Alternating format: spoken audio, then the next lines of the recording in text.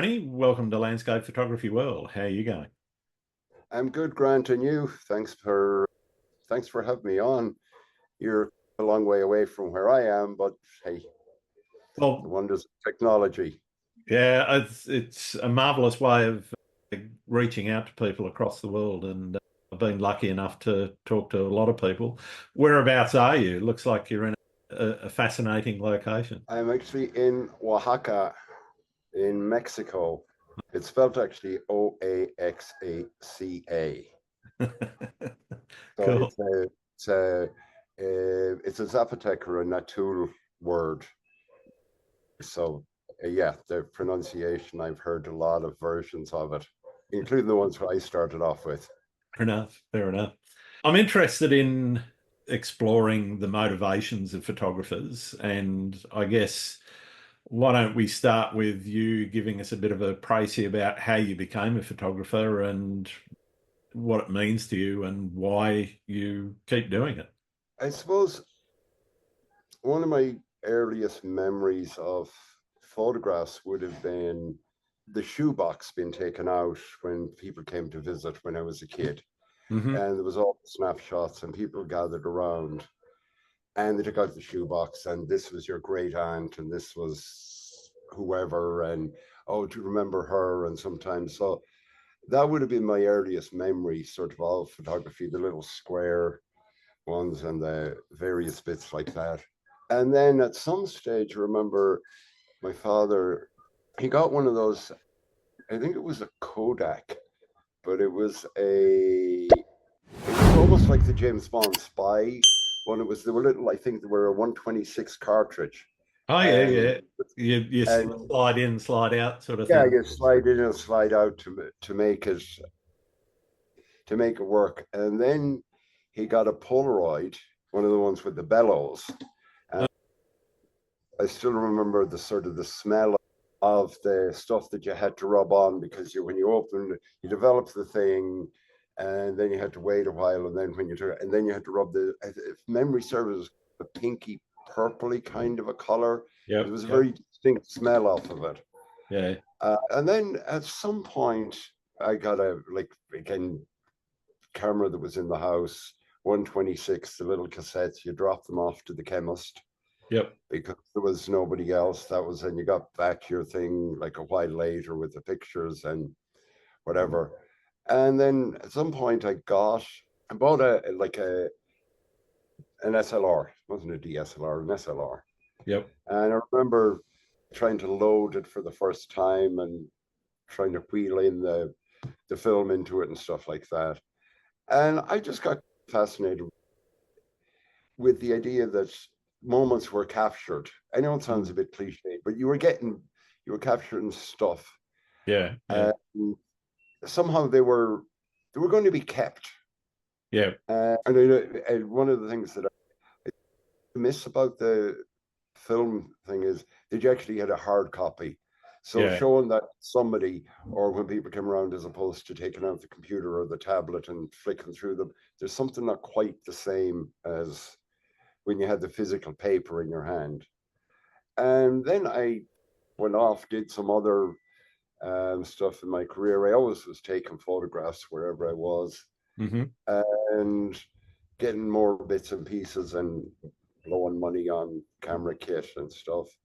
And then I wound up doing some exhibitions and was working for a company and they needed someone to photograph their products. So I wound up doing that. And again, it's all evolved. It's the long story, but round numbers, that's the way it is. And I still enjoy doing it. Yeah, fair enough. Fair enough. Now you don't do just landscape photography. A lot of your work is journalistic in style in terms of some of your other non-landscape work. What made you turn towards some of the landscape stuff along the way? I suppose landscapes are one of the things that every photographer kind of starts out with Sure. uh, because it's there and it's easy and it doesn't move You and don't you have to kind of talk to anyone or get them to move into the right spot. no, And no, you maybe the odd sheep that you got to move out of the way, but it's basically it's there. And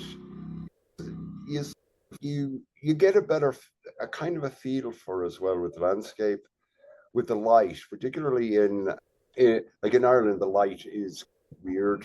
Like daytime, in the summertime, you can have it bright until 10, 11 o'clock at night, but it's a Sure, different sure. kind of brightness.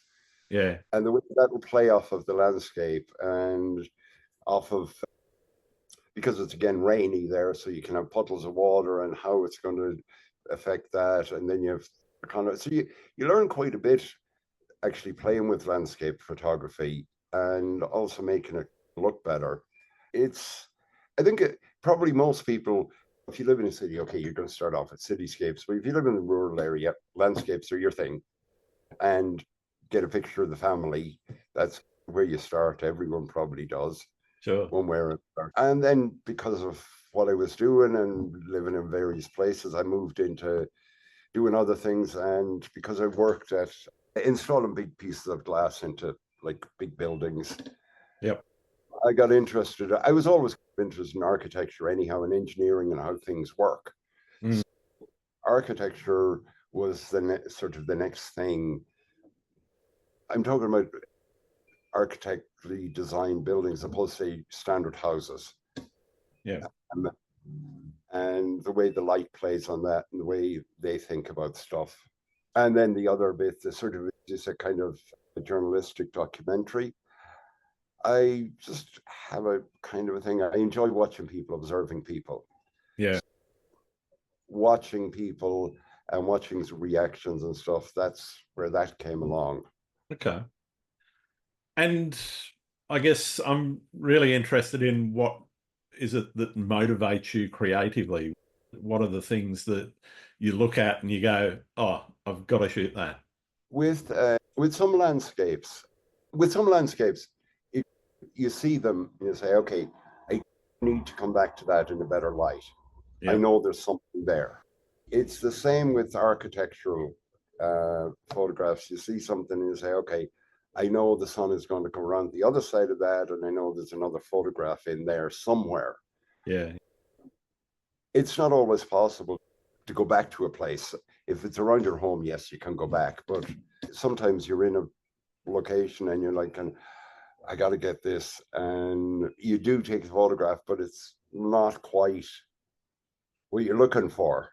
Yeah. Sometimes as you grow older or more skilled or more whatever it is, you can actually edit that photograph back to something that you do remember it to be. And with the kind of street photography documentary kind of thing, that's just whatever is there in front of you. You got to try and get the picture. Yeah. Yeah. Do you go into a landscape with a preconceived idea about you're talking there a lot about coming back to a place, so you see it in the wrong light, or you're looking at it, say, in the morning, and you go, okay, this is going to look really good because there's a western aspect to it, and when the sun goes down, that's going to look fantastic. So Yeah, that pre-visualization, is that an important part of your work, do you think? and this isn't a get out of jail answer. It is and it isn't.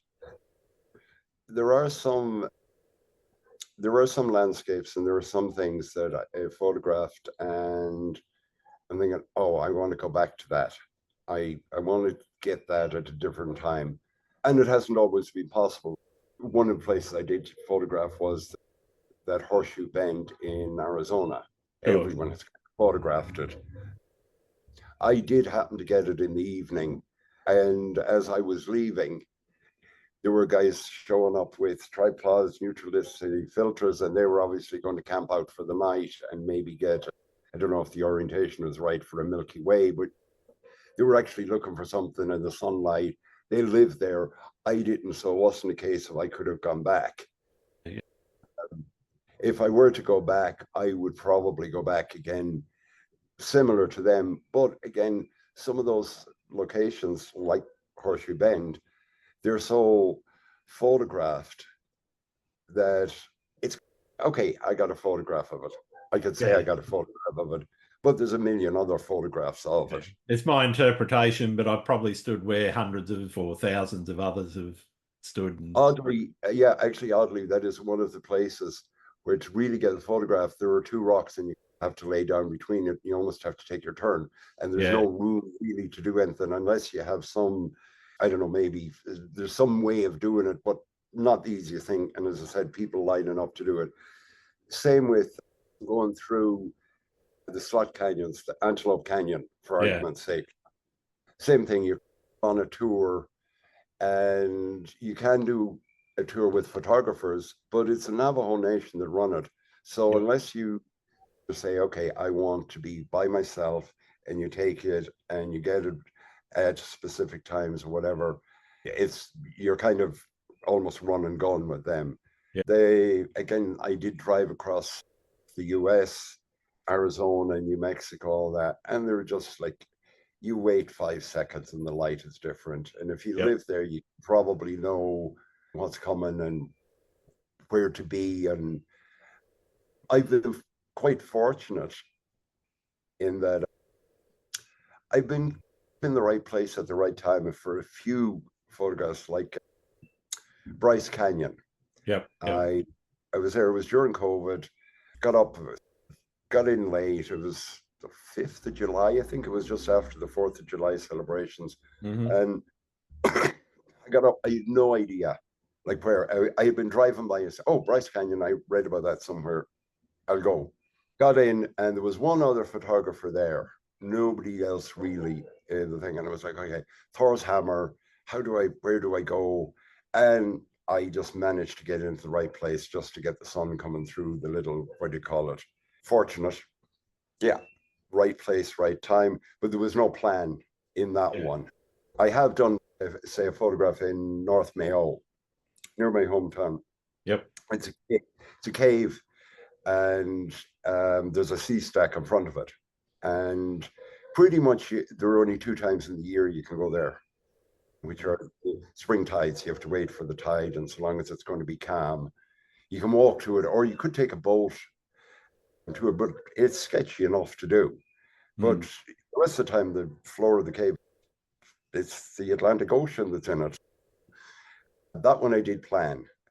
And I did see where somebody had actually shot, I think it was the Northern Lights out of that cave. So they had obviously done a lot of planning, because the Northern Lights decided to do their stuff and they got the cave because it's actually looking north. So it was a fair play to them for doing it, because I wouldn't like to be in that cave in the dark. Yeah.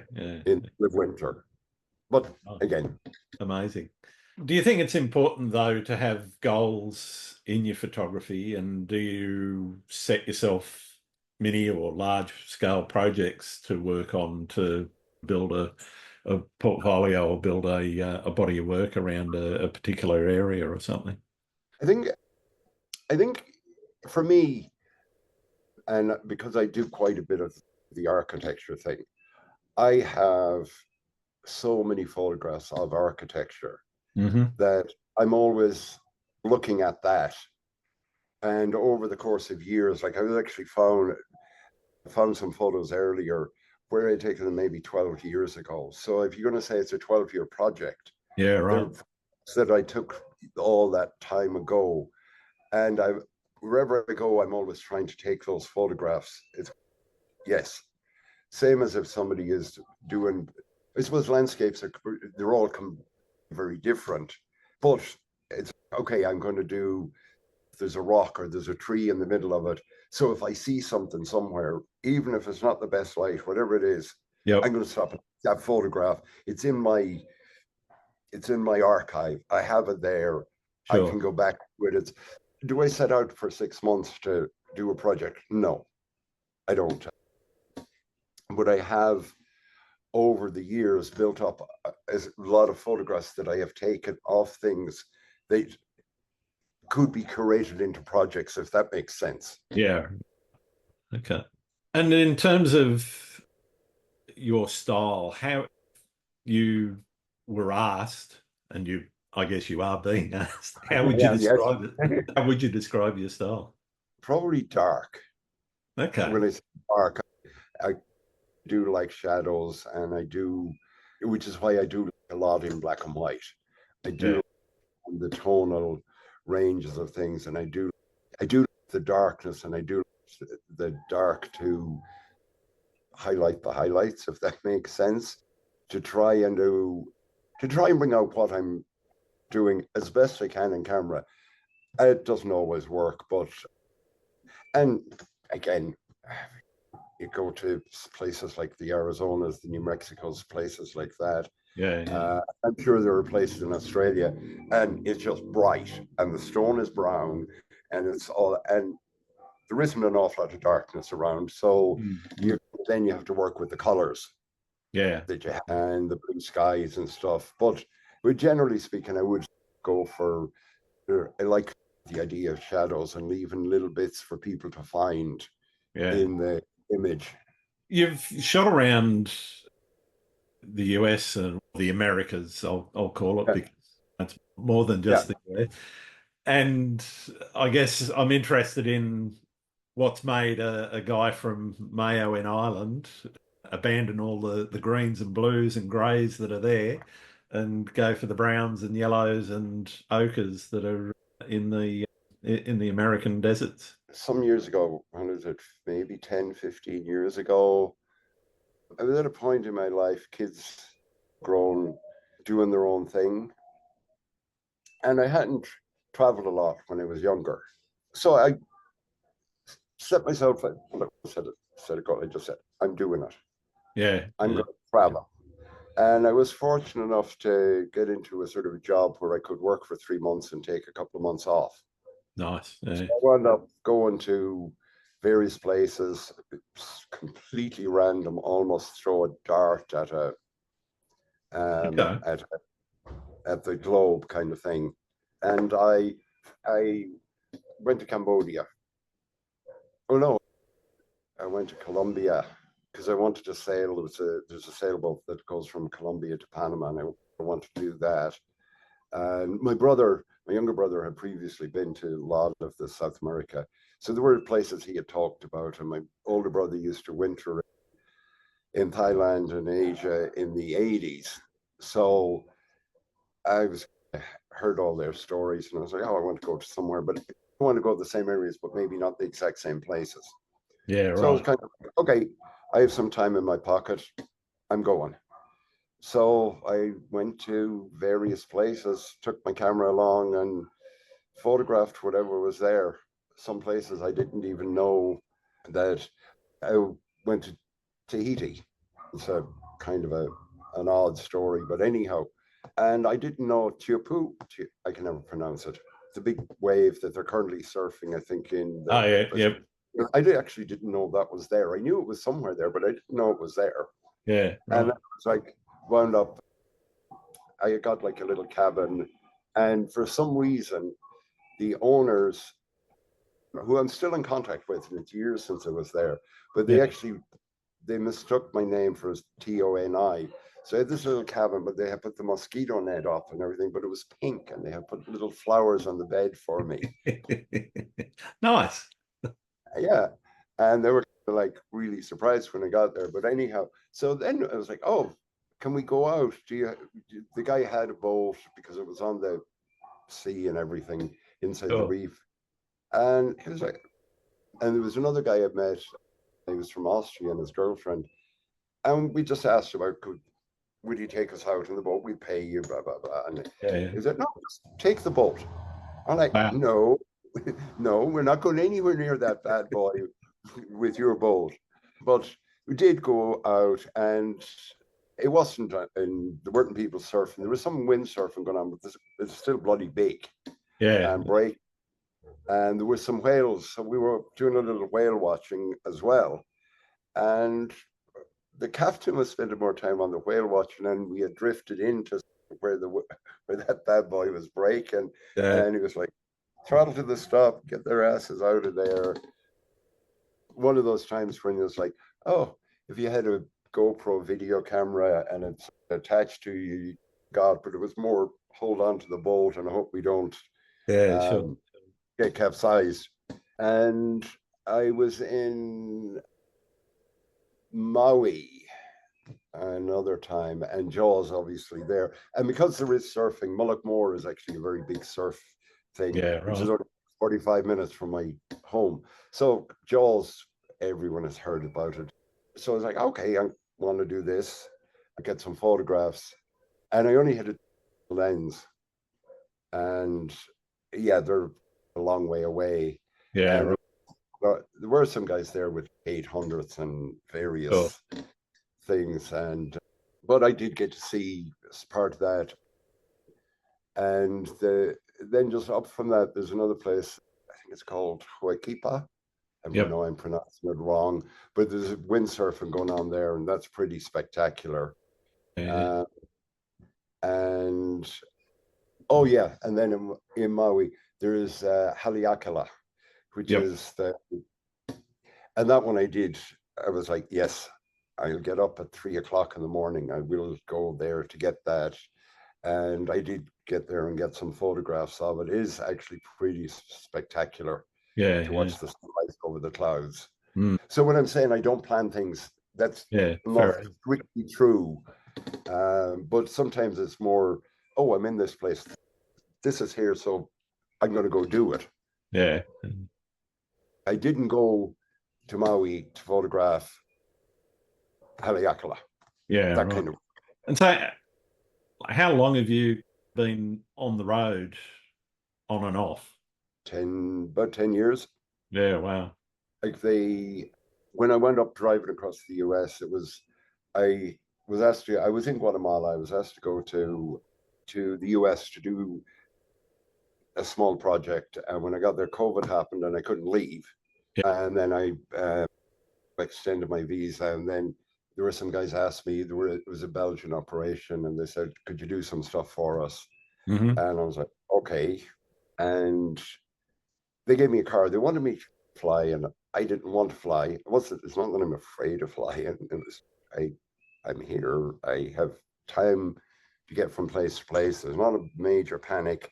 So give me a car. And they did. Nice. And when I was driving from up along from San Diego up to Seattle, drove over from Seattle to New Jersey, back and Yep. forth. We didn't get to go everywhere I wanted, but it was weird because a lot of places were closed and you didn't get to meet a lot of people. Like I did, I had no reason to go to Vegas. It's not one of my places I want to go, but it was closed. So that was weird. Going around there, and I Yeah. Going photographed around the strip when there's nobody around. Yeah. when there's no one around. And but the other thing is, because there's no one around, the people that are around are not the kind of people you want to be meeting late at night. Because Fair enough. Yeah. again, some of the things, because they're not in use and there aren't people around, but they're still lit up. Yeah.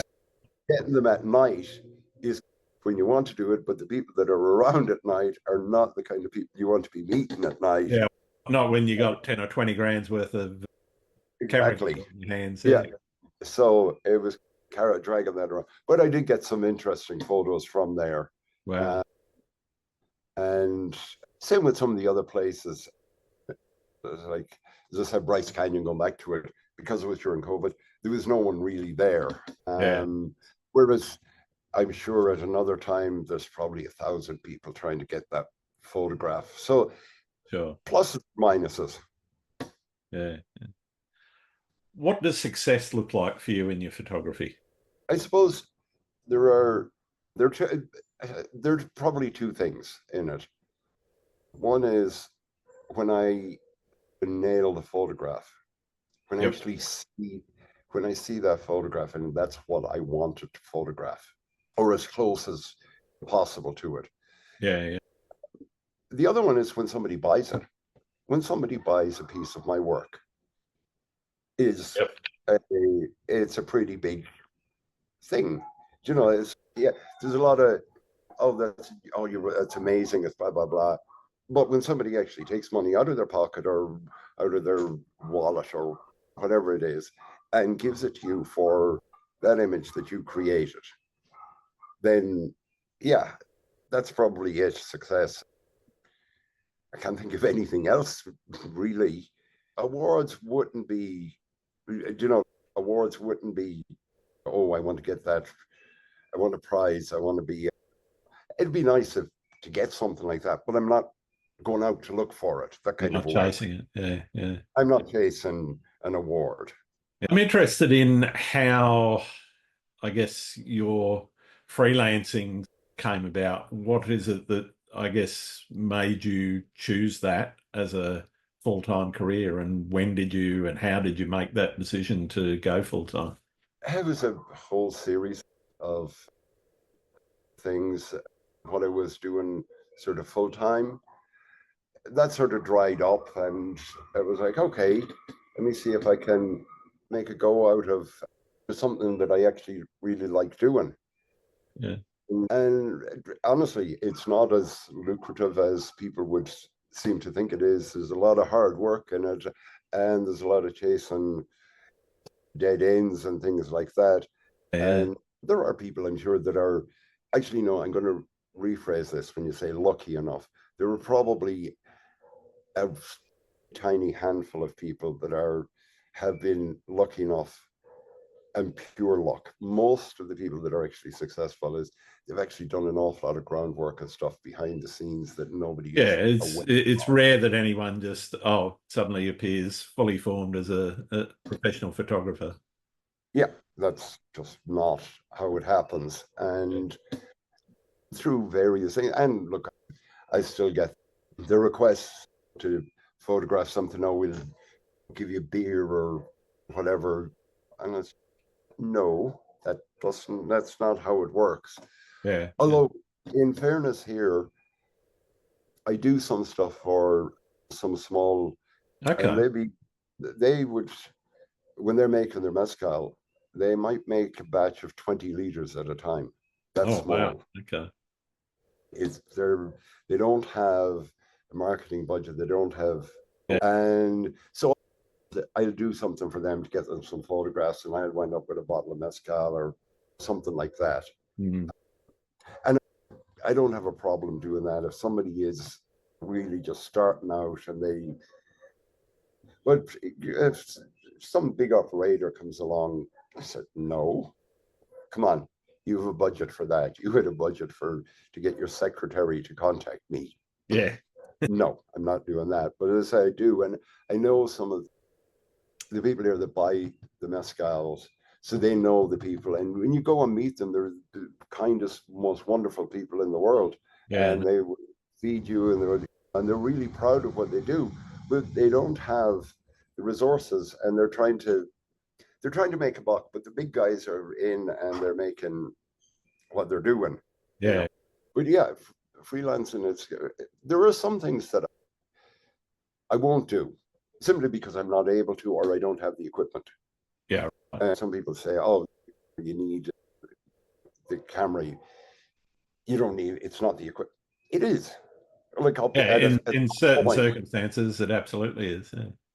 Yeah. you can't do it if you don't have the right gear, or you can't do it to the standard that you would expect yourself to do. Yeah. I've done a couple of weddings in my time. They are so much hard work. They're seriously hard work. Mm. And you do need the gear to Yep. do the wedding, to do the people justice, because you're charging them a fair hunk of change, Yeah. Yeah. and you want them to get the best possible results. And again, people say the cake is gone, the dress is faded, whatever, the album is still there. So, as I said, there are some things, no, I don't have the kit, and I don't have the skill level to do it. Yeah. And I don't be learning on somebody else's dime. What's one of the most important things you've learned about running your own business? Watch the pennies. Yeah. I suppose it'd be, don't pass up an opportunity, or don't dismiss it out of hand, because you never really know when. Case in point, okay, a couple of weeks ago, I was asked would I photograph an anniversary for a restaurant, and it was like, oh, we don't have a budget, but we'd be able to do something. And I'm like, okay, I know the place. I Yeah. know you have Right. a restaurant. I know you have Airbnb. I know you're selling bottles of mezcal at 3,000, 4,000 pesos, which is round number, say 200 US. Yeah. Yeah, you have the money. Yeah. And I was polite in how I answered. I said, look, doing this, you should have you should have it. But I didn't just say, fuck off. Yeah. There are some that I will bluntly tell them, go away. But when you have something like that and they say, okay, let them know, maybe try and educate a bit. So Yeah. not I think what it sounds to me like you're trying to say is that you've got to educate your client as to the value of your actual hard work, because it is hard work, because you're going to spend maybe 2 or 3 hours, maybe 5 or 6 hours on site actually shooting, but that then equates to another 10, again. 15, 20 hours of Yeah, editing just to give them the end product. yeah. So you're looking at essentially 2 days, 3 days worth of work. Exactly. Yeah. And people would think, oh, you take the photograph, because again, there's a lot of situations where you take out the latest iPhone, Samsung, Xiaomi, whatever they are, and you Sure. want a group photo or whatever you do, and they do amazing stuff. They Yep. so blood amazing. So why are you so that? And because I'm actually getting the moment, you're getting something that everyone is posing for. I'm trying to, in those situations, get the people where the people aren't posing. And Yeah. if you're doing it with your phone, you're not going to do it. I'm So giving you a memory. yeah, and I suppose one of the things that I don't do, and I've often seen people, particularly in the US, do, where they say, "Oh, you should rent your equipment.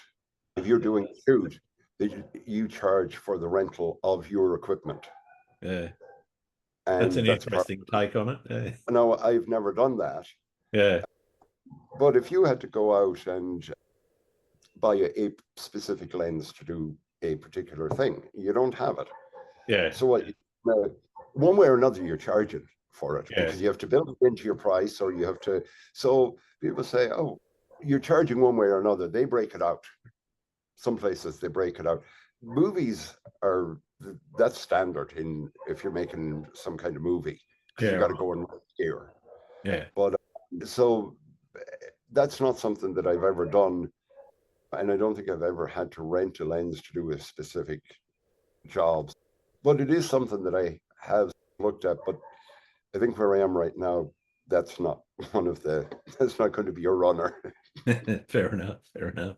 I'm interested in any notable experiences that you've had while shooting. What's probably the most memorable thing that you've done?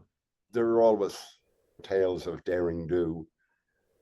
One of the photographs I sent you, Yep. uh, the waterfall in Namkulan. Okay. Yep. Yep. So it's the monks showering under the waterfall. And I'd rode, it was about 4 hours off road dirt bike, hadn't been on a bike in forever, get to Hmm. the place, and there's a descent down some kind of stones, rocks, whatever, of, I don't know, maybe 3 meters, something like that. And I was in full motocross gear, everything on my 250, I think it was. Yep. And I can't ride down those. I can't. I'm so tired. I will just fall.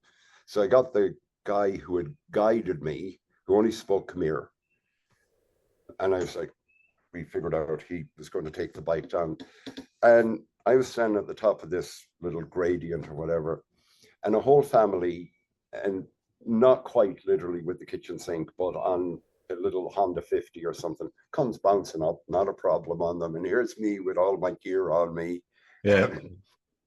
Yeah, but anyhow, so the waterfall, I was like, okay, to try and get that shot, I had to go into the plunge pool Right. and couldn't have a tripod because it was too deep. But earlier, a couple of week or two beforehand, I got bitten by a spider Okay. on my, and it was one of those horrible ones that just won't heal. It just takes forever to, Yeah. Yeah. and of course, wearing the motocross boots didn't help it in the heat and humidity. So I'm standing in the plunge pool with this open sore wound, whatever, and trying to take this photograph. And all these little fish are fucking eating it. And it's like trying to hold steady and trying to do it handheld to get the shutter speed long enough to get the water movement, but Yeah. trying eyes not moving. That was one. The other one that always, when I say always, has often got me. Again, I sent you another photograph. It was Mhm. killing fields. Not All right. expecting, Yeah. just wasn't expecting that, and I read about it. I knew about it. I read like a lot of books, Bright Shining Light, Yeah. those kind of things, and but to actually be there, and but also that kid was actually playing around on the DS, and there's all the skulls, Yeah. which is really kind of a bit of a shock to me Mm. because it's not something we do in Ireland and a lot of places. You don't tend to have skulls. Okay, maybe they do in the catacombs or something, but you don't tend to have the skulls up and about and bits of bones. Yeah. And I had another one, it was in Guatemala City, and on the pillars outside the cathedral, there were all these names, 10,000, 50,000, whatever it is. Yep. And all the people that were tortured, disappeared, whatever it is and so I was like, there were a lot of names and they were very similar. So it was like a whole family Mm. disappeared. And again, there would be names of the Hohotenango, the villages that I had known about and passed through, and they're listed, and then the names. And those kind of things, when they come up, then you read about them. But when you Yeah. see them kind of face on, they're they're strange, they're unsettling.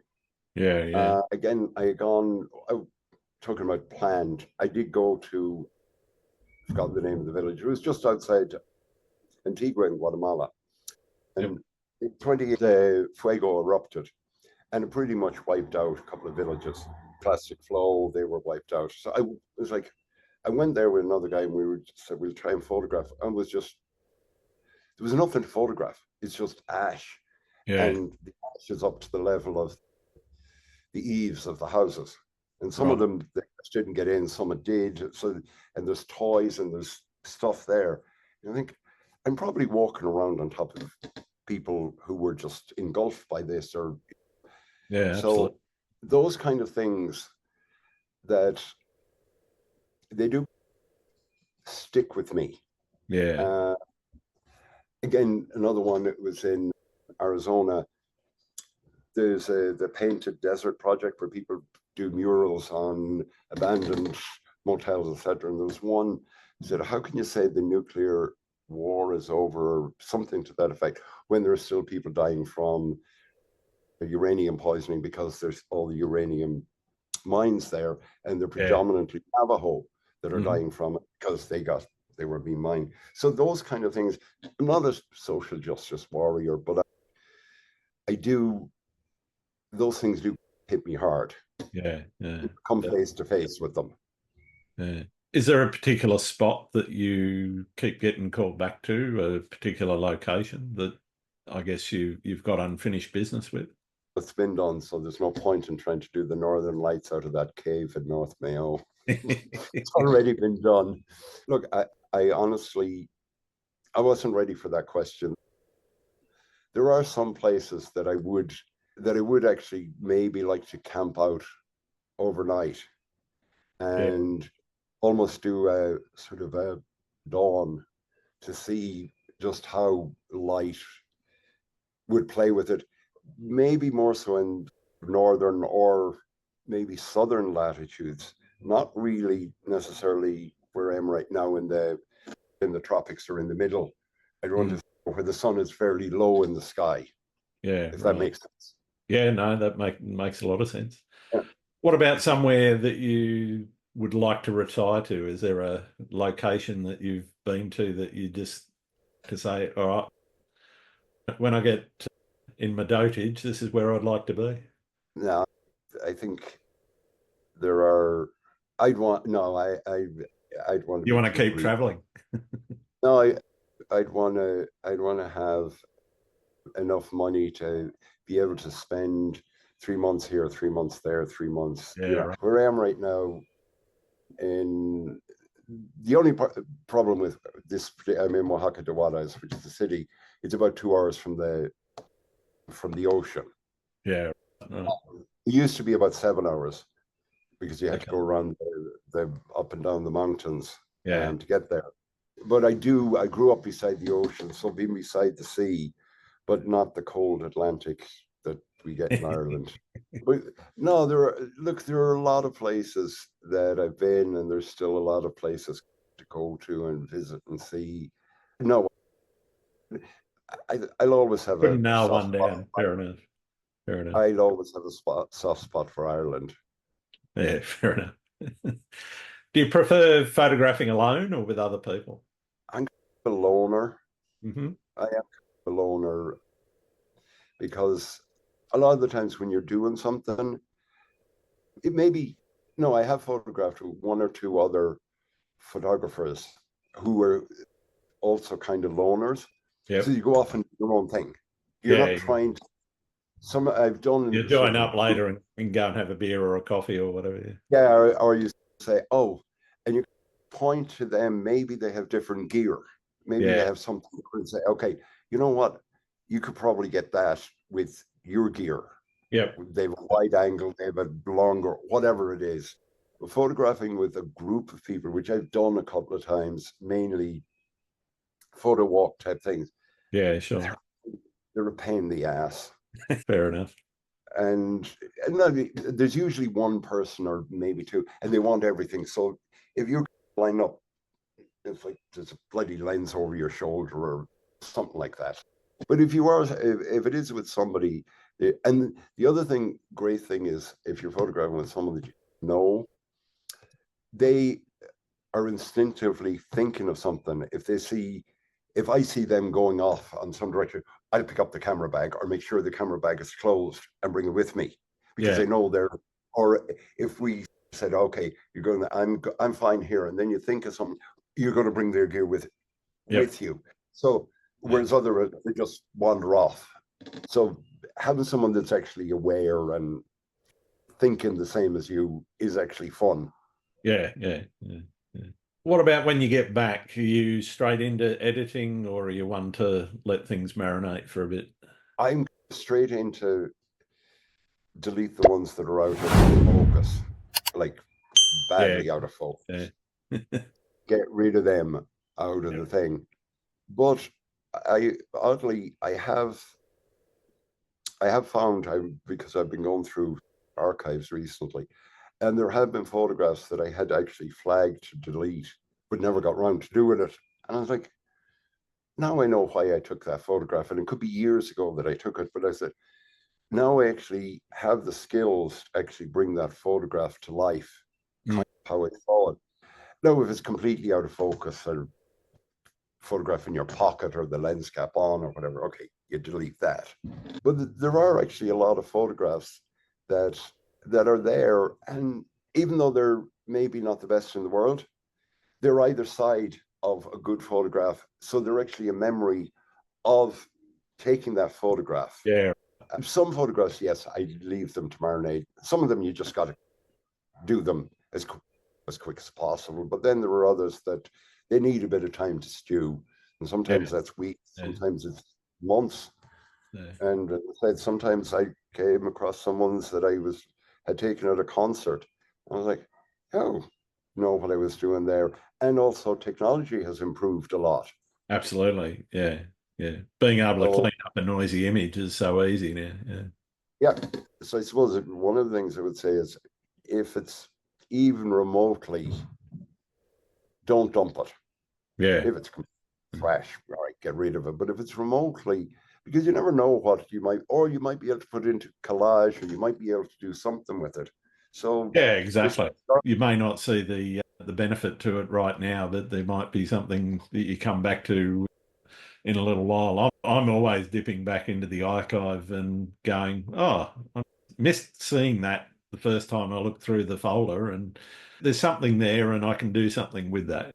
As you say, whether it's as an individual image on its own or if you're using it elsewhere. Yeah, actually, I have a question for you, seeing as yeah, you're go not. for it. Did you start with digital or just start with film? No, I started way back in the old days of film. I was about 10 when I got my hands on the first camera, and it was one of those. It was an Agfa 110 Instamatic, so one of those Nice. little thin Yeah, yeah. cassette things, and it had the little cube Oh, yeah, the cube flash. flash on it. Yeah, Yeah, and it rotates each time. and it would rotate No, as you, and a yeah, little slide on the bottom. So a yeah, little silver button on the top, a little slide. yeah, And that was it. They were your controls, and the eyepiece was off to one side, so yeah. you never quite got the framing 100% right with it. Yeah. Yeah, that was where I kicked off. The reason I ask is going back to talking about older, going back through your archives. Do you, I know I have so many film 35 mils and even some 4x5s and stuff in. Never did medium format, but they're in a folder, binder, Yeah, yeah, yeah. and you hold them up to the light, Yep, and there is something quite tactile. And if you deleted the way you delete a digital image, you'd have cut all your strips, and you'd only have like individual, that's it. So Yeah, yeah. so it is. Oh, It, I've still got thousands of negatives, and I've also my father's slide collection. I've got oh, that's that, amazing. and I did start digitizing that a few years ago, but got bogged down because A, there's so many of them, and B, I it was taking up a hell of a lot of space after I'd digitized them. So I stopped doing that. But yeah, there's something about that physical media, even if it's a slide where you stick it into a projector and you project it on a wall, or you're looking at it through a viewer or something. There Yeah, is something very different about, and as you say, very tactile about that sort of medium. and there is also, I know it's a bit sidetracked, but they looking at Kodachrome or a Fuji, what were the Fuji, looking at them slides, Yeah, yeah, the color is like incredible. It's, absolutely. it's like, Dad used to use a lot of the old Agfa, yeah, and in the slides anyway. Some of the old prints have faded a bit if they've had any exposure to light, but on his slides, the color in them is just amazing. And I guess it's also that feeling of the age of them. He was taking them in the 50s and yeah, 60s, and there's these images. He was in the Navy, so he went to Hong Kong, Singapore, Penang, all that sort of thing back in those days. And so there's these shots of Hong Kong harbour with the old wooden junks yeah, and whatever, but none of the massive high rise that is there now. So you've got these records of what Hong Kong looked like back in yeah. the 50s and 60s. And I just love that sort of thing. And that recording of a moment, as you say, and being able to look at it now, 70, 80 years later. Yeah, Yeah, and like going back a little bit to why or what, or again, I think I sent you another, one of the other photographs. It was San Martin on Shrove Tuesday, and mm, they chased the devils out. And some of the stuff here is a mix between Christian Catholicism from the conquistas and some ancient Zapotec Mayan type thing. sure, But sure. they chase the devils out. But they actually paint themselves in either engine oil or like red paint. So that Mhm. photograph, that's actually a father and son. They're covered in burnt engine oil. Yeah, They dress up and they have bells and they chase the devils out of the town. yep. Uh, and one of the funny, interesting ones about that was it was there evening time they were chasing, and usually a couple of their teens, late teens, whatever, and they catch the. I was sitting I was sitting down photographing this. There's fireworks going off around the place. I still have a bit of a firework where it burned the back screen of the Mm, view screen on the back of my camera. But I didn't see them chasing one guy. I was like looking the opposite way, and at the last second I saw them, and they caught him, and it was like a scrum. Basically, they were all falling on top of me. So I lifted the camera up, and the viewfinder hit me right in the middle of the forehead. So for a week afterwards, I had the mark, like from the Catholic cross bruise on the middle of my forehead. And a few people said, you're fairly, no, I'm not, but yes, I had that. So there are sometimes I photographed, I happened to be in Santa Monica when the riots for George Floyd was going on. I'm not old enough and the lens wasn't long enough to be photographed. I'm not able to run away fast enough. So there were a few sketchy moments in it, but that's a young person's game. Yeah, definitely, definitely. Have you ever hit a creative wall and Yep. just sat Oh, there hell and yeah. gone, nah, don't want to do this? Yep. Hell yeah. And one of the things that I do sometimes is I'll put the smallest possible memory card into the camera. Myself, I have 36 photographs for the day. Go back to when you had 36 photographs. Mm-hmm. Find something. Yeah.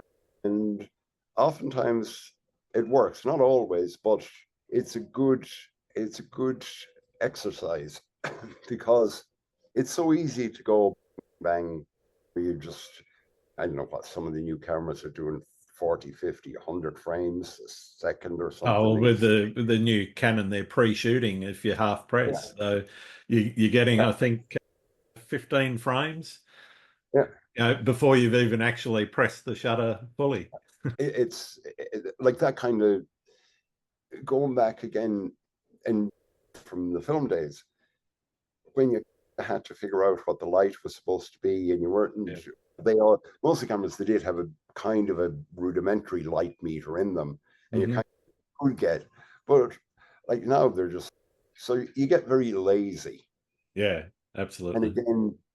again, like I did lose my 24 to 105 and I really miss it because people say the what is it, 24 to 70. I was like, no, the 24 105 I reckon is it's not great. It's f4, not great for the low light, but Yeah, yeah, general, if it wasn't so bloody big.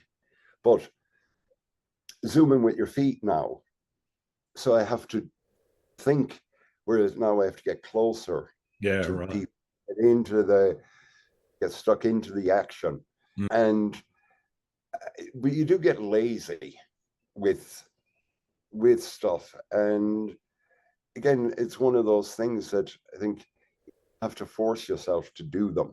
Yeah, So in a lot of ways, well, like a, in a lot of ways, if I had an A1 or an X700 or something like that with a 35 millimeter lens on it, and mm-hmm. that's what I got. They're small, they're compact, they can work. Yeah, Go out and I'd probably do way better than I would with a digital camera because you have to get in there. yeah, yeah. It So takes away a lot of the choices that you've yeah, you've got. That, as you say, not necessarily saying it's lazy per se, but it does change the way that you shoot. and it also then I think forces you to get a bit more creative. So it's a way around the creative block Yeah, to do even say, oh hell, whatever it is, there's something around the house. Let me photograph it. It doesn't with digital, it doesn't make a lot of difference. yeah, This is what I got. What can I make out of that? yeah. Yeah. Where do you see photography's place in society? That's a tough one. I think I think the I read somewhere recently, or not recently, maybe a year or more ago, that there's more photographs taken in an hour than there was in the whole of the maybe 19th century or whatever. With there's just millions and millions of, Yeah, but most of them are quite honestly, look, they're moments, they're captured. People they do them, they've got it, but and there are people with phones.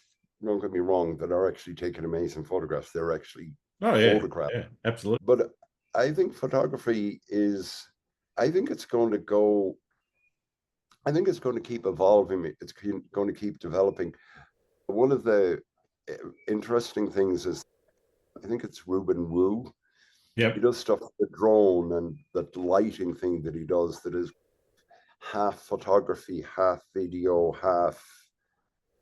And I've actually seen a number of people that are copying that. Yeah, absolutely. I think there is photography. It's not going away. It's not going to. I don't think it's ever going to go. Oh, it's a hologram. You're going to put on VR glasses and stuff like that, and you're going to be able to walk around. That'll probably come at some stage. But I think the actual physical prints hanging on a wall, you can see that whole tactile thing. Yeah. I don't think that's going anywhere. It might have a little fade a little bit. And there's another one that I'm just always in awe of are the people that do underwater, but the Yep. people that actually photograph surfing. The Yeah. guys, there's a guy I think you might know him, Kim Feast. I've seen some of Yep. his. You're out and there's a that's that's just incredible. Yeah. That's and so I know I don't see it going anywhere. I think in some ways the lenses and the equipment has got too fucking good. Yeah. And Yeah. people are chasing this ultimate sharpness and they're losing the photograph. It's a bit like the surrealist painters where they're painting something that is there, or the impressionists, not surrealists, but Yep. they're giving you a hint of what's there. Yeah. And no, okay, you don't want to take at the bottom of a Coke bottle kind of photography, but maybe that has its place. Maybe there is room for that Yeah. kind of, Absolutely. like as I said, that yeah, if you're doing say bird photography, you do want to see that, and if you're Yeah, doing you want that crisp other, and sharp, but even there, there's still artistic things that you can do with movement and wings or movement in flight and whatever. But yeah, I know exactly what you mean, and I think this is where things like ICM is probably developed from just being a trend, being more of a movement in some areas of photography. And you see some of the work of some of the really good ICM photographers, like Shona Perkins, for example. It's, they're, they're just incredible impressionist landscapes of you get a feeling for what the place is, even though you can't see all of the detail. yeah. So yeah, I think that is there's something new is going to come along, Mm, and mm. it's going to be, it's a technique or it's a whatever. No, photography ain't going away. No, Uh, definitely not. and even film photography is making a comeback. And so, no, okay, I'm still excited about it. Maybe a new camera be nice. They're just getting too fucking big and complicated. I just go back to taking photographs. They have to have every thing on them. I was like, no, don't need that shit. Yeah, But fair enough. What do you like to do when you're not out taking photos? I just chill out. I'm not a big. I used to read a lot and I used to watch movies a lot, but now I've just gotten lazy and go with short sort of documentaries or stuff.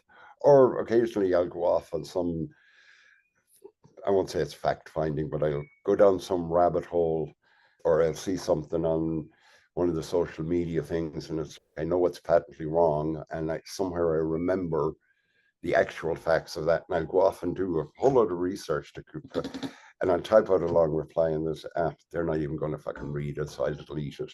So I learned some new bits of information that way. Fair enough. What's the best and or worst piece of advice you've ever been given? The worst piece of advice.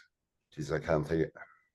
I don't really think there is any bad advice. People can tell you stuff, but you take a you make of it as you are. I'm not going to go into any politics, religious end of things because there's a lot of bad advice in there. So you can edit that one out. Okay, Fair enough. I'm not going there. What about good advice? Good advice. I don't know, it's an old cliche, but be true to yourself and be true to your real friends. Yeah, nice. Are there any other photographers you think I should be talking to? Yeah, I would say Mick, Irish Mick. I can't even remember his name. Michael McCaffrey. Okay, yep. Donna, what's her name? Martinez. Yeah, Donna Martinez. I've actually had her on the show. Yeah. Oh, have you? Okay. There is another guy, Philippe Sharaf. Okay, yep. He does a lot of stuff maybe with boxing now, which isn't, but he does other things as well. Sure. And I know his sort of Twitter name, but it's MVP. Okay. He does a lot of stuff it's nearly all large format, but it is people. Hmm. But I just find his work fascinating. Yeah. There's what's his name? Dan something. He does a lot of photography around New York, sort of city. So he's doing landscapey, but it's it's cityscapes, but cityscapes in some ways are landscapes because Oh, that's all you absolutely. got. Yeah, yeah. They're You just know, man-made. Yeah. yeah. And another guy is Ash Page. He does quite a bit with film, medium Yeah. format, and stuff like that. Yeah, I've seen Sort of Ash's work before. Yeah, definitely got him on the list. Thank yeah. you for those. I got one more question for you, and it's quite an important one to try and get to the bottom of. Do you like pineapple on pizza? Yes. And it's funny you should ask that because the street burgers here are, people talk about the amazing food in Oaxaca and the mole Mhm. and blah, blah, blah, whatever. But the street food here, the clayudas and the stuff, in late night, lots of grease in them, the stuff you're not supposed to be having. But the burgers are almost like rashers. Like the meat bit is very thin, but you get two, you get some kind of cheese. Then you have a hot dog that goes on top of that. Okay. Split hot dog, probably some bacon, tomato. They like their cilantro. I don't like it, but there's nearly always a piece of pineapple on it, and then the bun goes on top. Yeah, yeah. After some beers, that is the messiest, tastiest bloody thing you can have. So pineapple, yeah, goes well with. Oh yeah, and they have just or no hamam. Just they have, and it's that pre-packaged whatever it is, but it's the ham. So the ham and the Oh, yeah, pineapple on the top of the whole lot, yeah. Fair enough. and they're about round numbers somewhere between. They're about 50 pesos, which is about what 250 euros, maybe $3 US. I'm not sure what it'd be in Canadian. Yeah. Or you're as Canadian, Australian. Australian dollars, yeah. Probably if it's 250 euros, probably about $5 Aussie, Okay. roughly. How is that? How is that for street food? That's pretty cheap. Yeah. Yeah. You don't get And, much over here. You don't get much change out of $20 now if you go and get a burger here. and just on the pricing, the a bottle of Corona, which they're available everywhere around the world. Yeah. Depending on where you are, it's about 35 to maybe 50 pesos, Wow. Yeah. depending on if you're in a cantina or if you're in a fancier place. Some of the fanciers are 50 and 60, but anyhow. All right. Well, thank you so much for taking the time to talk to me, Tony. It's been really wonderful getting to know you a little bit better. Where can people find your work? Oh, I forgot to send you the link. I have the website, it's in being completely updated, but there's the Twitter, Facebook, and Instagram. I'll actually send you the what do you call it? Perfect. I'll include them in Oh, the yes, show notes. yeah, you have my Instagram one because you sent me the invitation on it. That's right. All right, and you know me on Twitter, Yeah. and I can send you the Facebook one, and Perfect. at some point I'll send the web one when I have it where I want it. All right. Thanks again, Tony. Wonderful talking to you. No problem. Thanks, Grant. Be good. You too. Thanks again for listening to Landscape Photography World. I hope you enjoyed the show, and keep listening because I'll be joined by some great guests in upcoming episodes. You can find my work in this podcast at gruntswinburnphotography.com. I'm also on Vero, Twitter, YouTube, Instagram, and Facebook. I'm Grant Swinburne. Hope to see you out shooting soon.